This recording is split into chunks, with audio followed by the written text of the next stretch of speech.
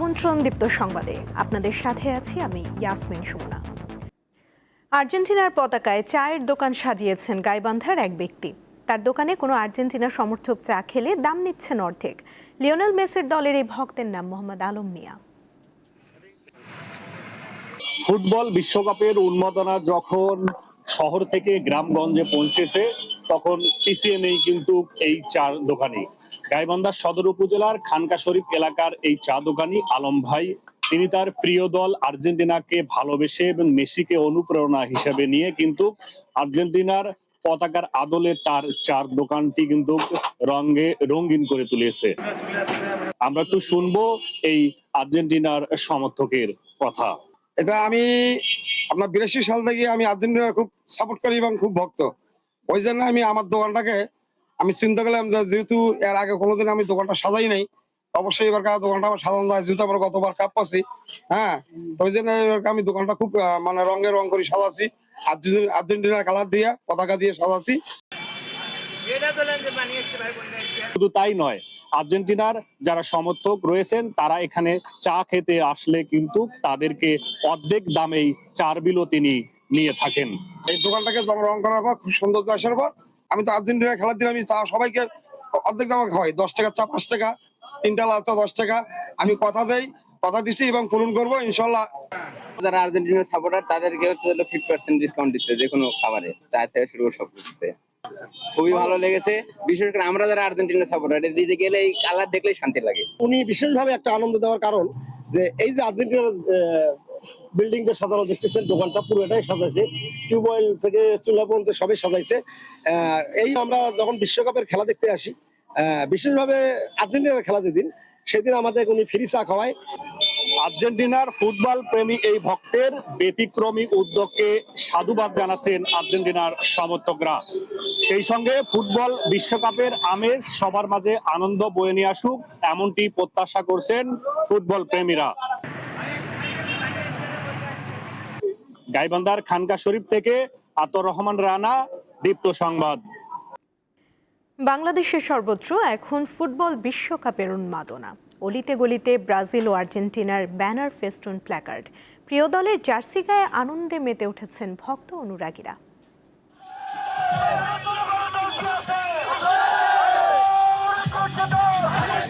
Football বিশ্বকাপের উন্মাদনা ছড়িয়ে পড়েছে পিরোজপুরে। বিভিন্ন স্থানে চোখে পড়ে পছন্দের দলের ব্যানার ও ফেস্টুন। প্রিয় খেলোয়াড়দের জার্সি গায়ে জড়াচ্ছেন কেউ কেউ। গানের তালে তালে নেচে গেয়ে উৎসবে মেতে উঠেছেন বিভিন্ন বয়সীরা। খেলা পছন্দ করি, আমরা আর্জেন্টিনা দলকে সমর্থন করি। দেখতে পাচ্ছেন আমার ছেলে, সে কিন্তু আর্জেন্টিনা, আমি কিন্তু ব্রাজিল। যদি আর্জেন্টিনা কাপ পেয়ে থাকে তাহলে বোঝায় যে বাংলাদেশ কাপটা অর্জন করেছে। আমাদের সাবকন্টিনেন্টের বাইরে খেলা হচ্ছে, একটু টাইম নিয়ে সমস্যা হচ্ছে, তারপর আমরা চেষ্টা করছি সবগুলো খেলাই বড় পর্দা দেখানোর জন্য। হাতে প্রিয় দলের পতাকা, গায়ে খেলোয়াড়ের জার্সি আর স্লোগানে মুখর থাকছে নীলফামারী শহরের প্রধান সড়কগুলো। স্লোগানের পাশাপাশি আতশবাজি ফুটিয়ে আনন্দ করছেন বিশ্ব ফুটবলের ভক্তরা। রঙিন ব্যানার, প্ল্যাকার্ড ও ব্রাজিল আর্জেন্টিনার পতাকা ওড়ানো হচ্ছে নেত্রকোনা শহরের অলিতে গলিতে। নিজ নিজ পছন্দের দল ও তারকাকে নিয়ে মেতে উঠেছেন ভক্তরা।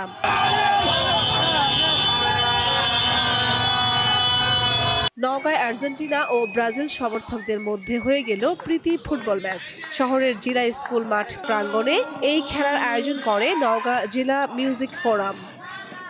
নারায়ণগঞ্জের সোনারগাঁয়ে ব্রাজিল সমর্থকরা বর্ণাঢ্য মোটরসাইকেল শোভাযাত্রা করেছে। মহাসড়ক জুড়ে 5 বার বিশ্বকাপ জয়ীদের উচ্ছ্বাস ছিল চোখে পড়ার মতো। ফুটবল বিশ্বকাপ খেলা মানেই সমর্থকদের আনন্দ উল্লাস আর উন্মাদনা। নাটোর জেলা ব্রাজিল ফুটবল অ্যাসোসিয়েশনের পক্ষ থেকে বের করা হয় বর্ণাঢ্য শোভাযাত্রা।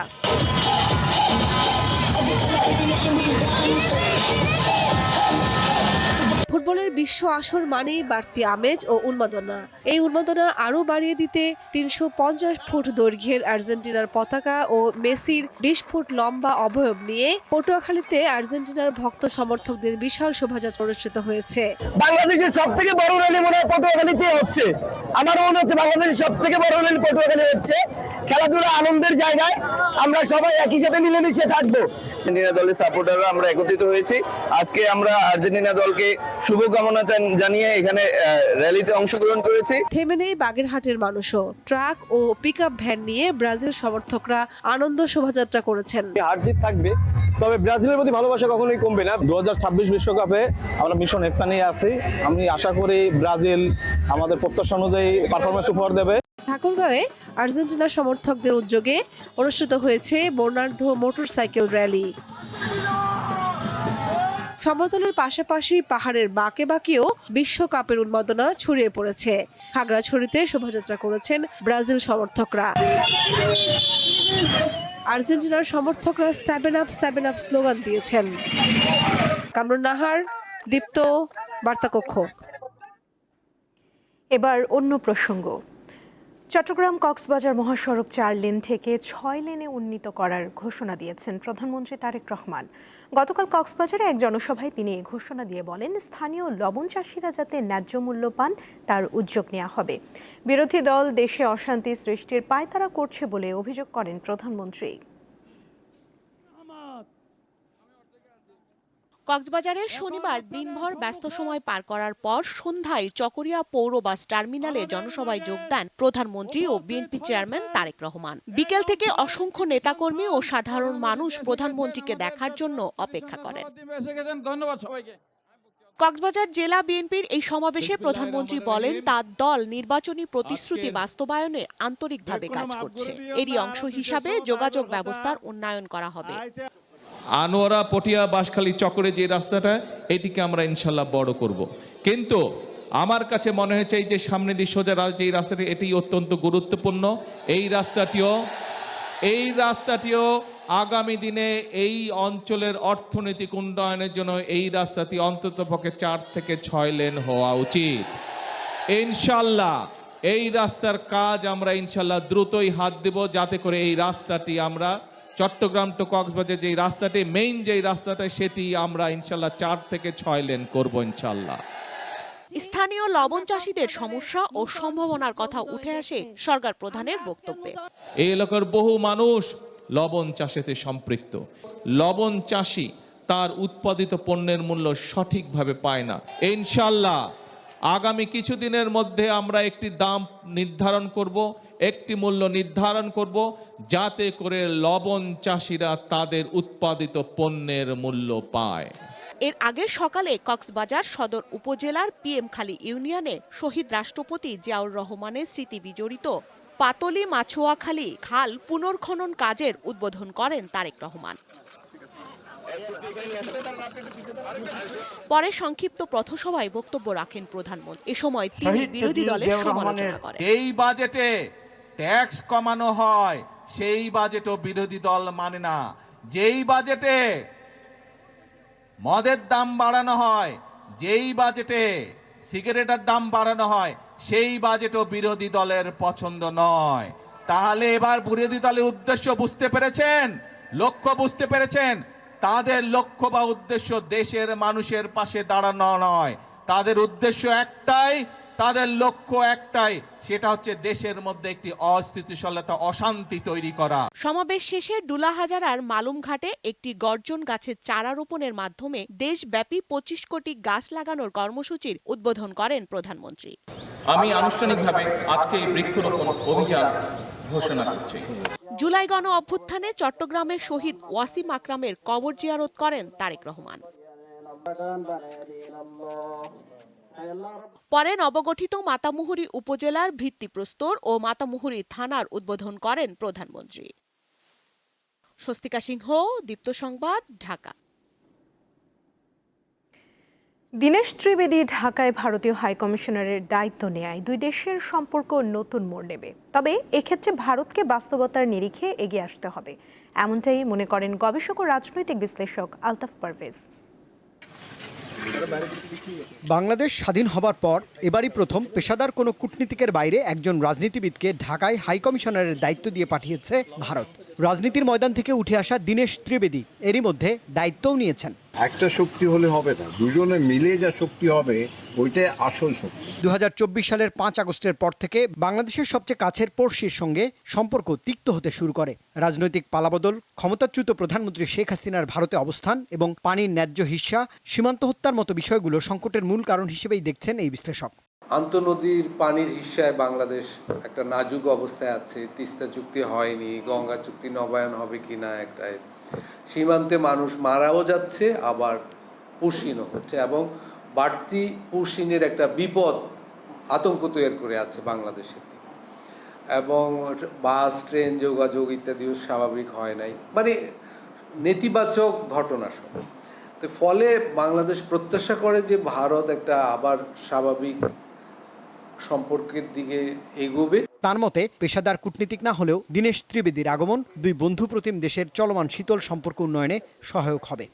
কূটনীতির চোখ দিয়ে সবসময় আন্তঃরাষ্ট্রীয় সম্পর্ক উন্নয়ন ঘটানো যায় না।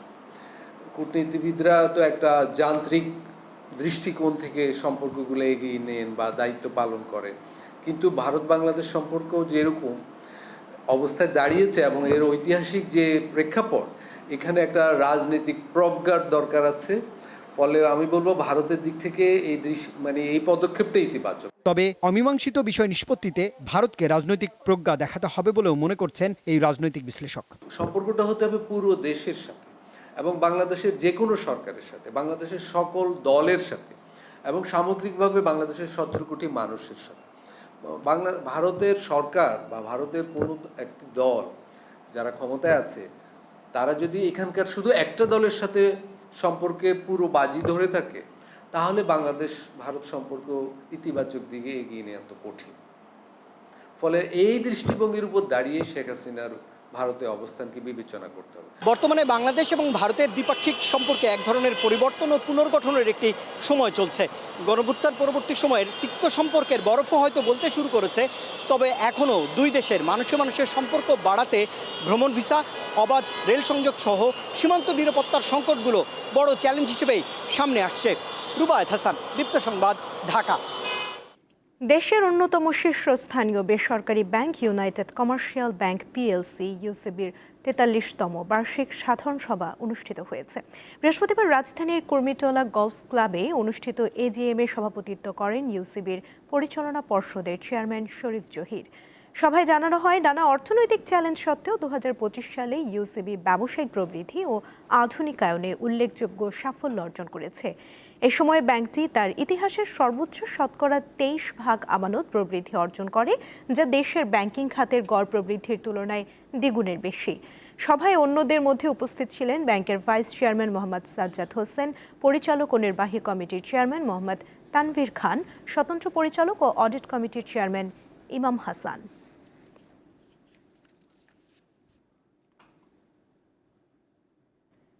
দৈনন্দিন কেনাকাটা আরও সহজ ও দ্রুত করতে খুচরা বাজারে নতুন উদ্যোগ নিয়ে এসেছে মেঘনা গ্রুপ অফ ইন্ডাস্ট্রিজ এমজিআই।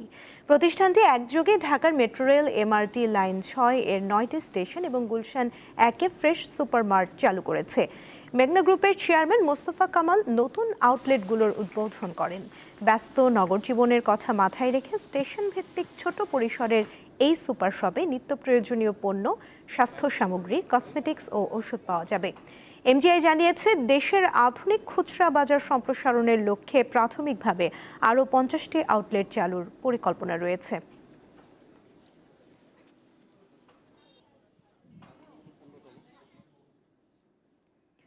আন্তর্জাতিক প্রসঙ্গ। ইরানের সঙ্গে আজ যুক্তরাষ্ট্রের শান্তি চুক্তি সই হবে, এমনটি জানালেন মার্কিন প্রেসিডেন্ট ডোনাল্ড ট্রাম্প। শনিবার নিজের সামাজিক যোগাযোগ মাধ্যম ট্রুথ সোশ্যালে ট্রাম্প লিখেছেন, রোববার চুক্তি স্বাক্ষরের পরপরই হরমুজ প্রণালী সবার জন্য উন্মুক্ত হবে। তবে ইরানের পররাষ্ট্র মন্ত্রণালয় জানিয়েছে, চুক্তির বিষয়ে তেহরান তাড়াহুড়ো করার পক্ষে নয়। এর আগে পাকিস্তানের প্রধানমন্ত্রী শাহবাজ শরীফ সামাজিক মাধ্যম এক্সে জানিয়েছেন, শান্তি চুক্তির জন্য একটি রূপরেখা নিয়ে যুক্তরাষ্ট্র ও ইরান সম্মত হয়েছে। পরবর্তী 24 ঘন্টার মধ্যে তারা প্রাথমিক চুক্তিতে স্বাক্ষর করবে বলে আশা করা হচ্ছে।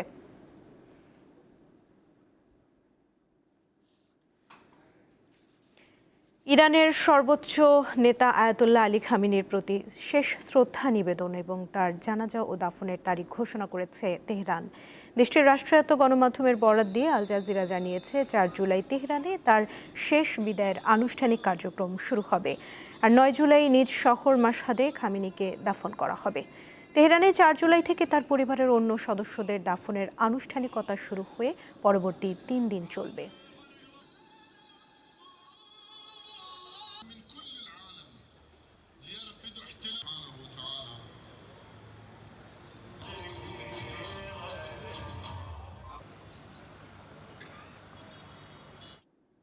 এই ছিল এখনকার মতো। পরবর্তী সংবাদ বেলা 12টায় দেখার আমন্ত্রণ রইল। এছাড়া আরও তথ্য পেতে যুক্ত থাকুন দীপ্ত ডিজিটাল প্ল্যাটফর্মের সাথে। ধন্যবাদ সবাইকে।